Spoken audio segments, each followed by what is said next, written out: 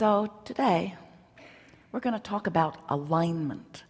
We've been calling this gathering the art of allowing for a number of years.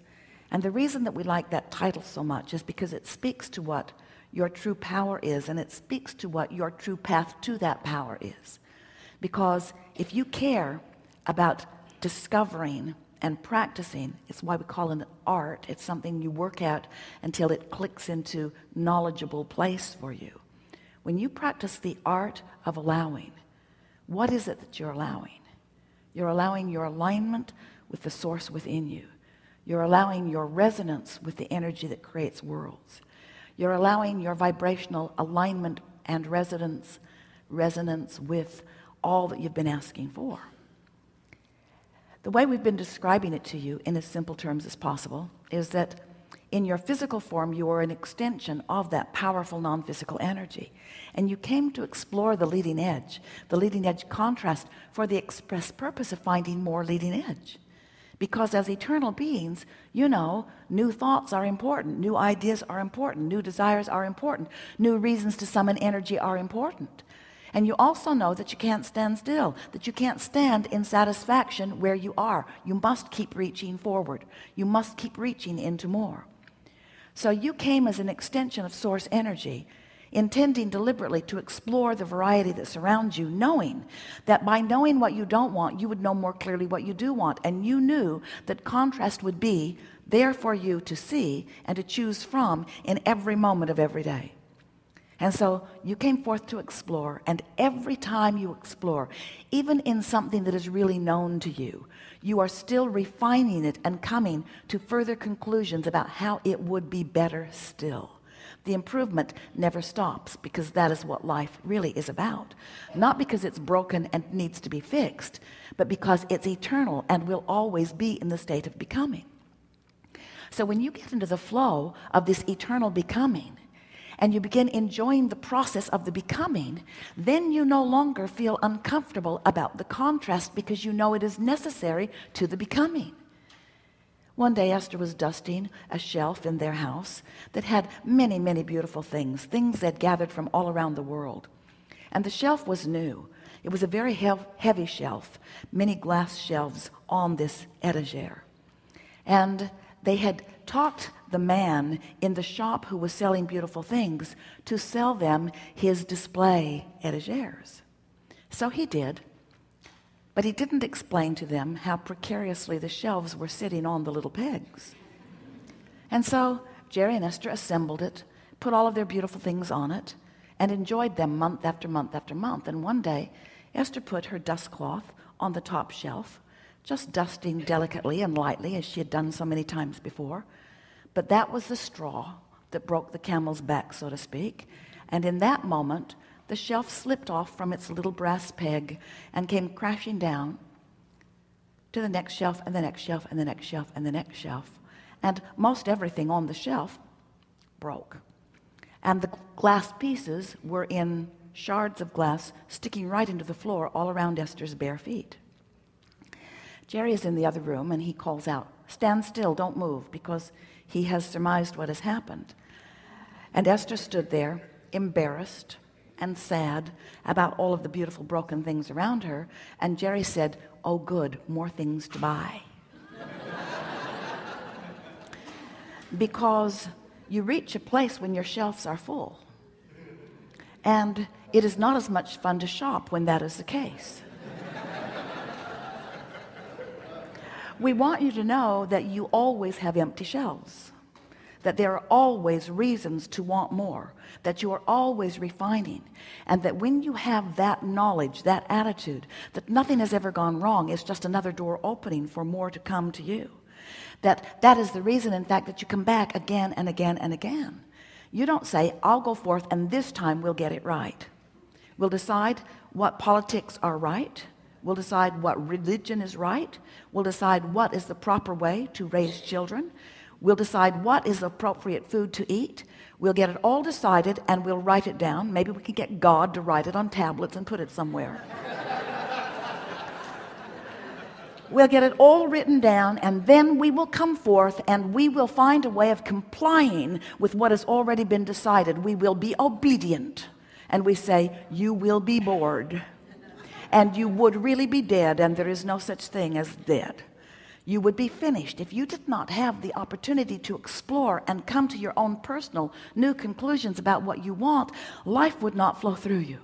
And what we want to convince you about is that once you come to those personal conclusions, no matter how broad or narrow or important or unimportant you deem them to be, once you come to those important conclusions, once you come to a decision about something that you want, the energy that creates worlds lines up behind you, lines up to support you, lines up to fuel you and feed you, in the same way that the energy that creates worlds, because this is how it works. You see, you are a leading edge creator, and you are meant to come to new decisions. So whether you ever hear this from us or anyone else or not, it really would not make any difference, because it doesn't stop it from happening just because you're unaware of it. In other words, just because you don't know that you're a leading edge creator doesn't mean that you aren't. And just because you don't know that you are a vibrational creator doesn't mean that vibration is not responding to you. And just because you've never heard of law of attraction doesn't mean that it consistently responds to the vibration that you're offering. All of those things are happening even in your ignorance of them. We call that creating by default. So even if you don't know why you're here, you're still here. And even if you don't know why you're exploring contrast, you still are. And even though you don't know you're giving birth to rockets of desires, you still are. So step one of the creative process is always happening, whether you know that it is or not. You are all contributing to the vortex, this vortex of creation that is the newly found desires that you are collectively adding to and individually adding to. So whether you know it or not, you are synthesizing life, and you are giving birth to new desires, and you're fulfilling your reason for being, because you are reaching into what is and asking for more, even if you don't put it into those words. And the source within you is always doing its part by riding the rocket of your desire, holding fast to the new idea and finding vibrational resonance with it and focusing completely and singularly upon it, meaning no split energy, holding it for the ready manifestation that you are calling fulfillment of whatever it is you've been asking for. So step one happens without you knowing it, and step two isn't your work anyway. But step three is what we are calling the art of allowing, is your work. And that work is, you must, if you want to feel good, you must, if you want to find resonance with who you are, you must, if you want to fulfill your reason for being, you must find a way of being a vibrational match to what you have through your life's work put into your vortex, into this vortex of creation. You must find a way of becoming a vibrational match to this idea, to this newness that you desire. You must find a way to feel prosperous even before the money comes or the money can't come. You must find a way to feel clarity even in confusion. And you might say, well, that doesn't sound that easy. And we say, it's easier than you have been believing it to be, because you have the ability to find the thought of something. You don't need the manifestation of it first. Many people say, well, show it to me and then I'll believe it. And we say, we understand that, because there are plenty of people around you showing you things, but often you find a way of still not believing it for yourself. You believe it because someone is experiencing it, but you often don't believe it for yourself, you see. We want you to understand that you cannot wait to see it before you believe it. And if you will find a way of believing it before you see it, then it must show itself to you. A belief is just a thought you keep thinking. It's just a practiced thought. Sometimes Esther would say to us, well, Abraham, I know you don't think I should be thinking about this because it doesn't feel good when I think about it. But it is true. It's true. And therefore, because it is true, I think that it deserves my attention. And we say, anything you give your attention to becomes true. And the more attention you give it, the realer it becomes, the closer it comes to you. So if we were standing in your physical shoes, the criteria that we would use for things that we would give our attention to are not the truth of them, not the evidence of them, not even if a lot of others or even most others are looking at them in that way. We would ask ourselves, in every subject that we might be giving our attention to, how does this attention to this subject promote more of what I want? In other words, it's true. Do I want it to be true? It's true. Do I want more of it? It's true. And do I want the more of it to come closer to me? And if the answer to that is yes, then give it all the attention you have time to give it. Talk about it, write about it, blog about it. Blog about it. But if it is not something that feels good when you give your attention to it, do your best to distract yourself from it.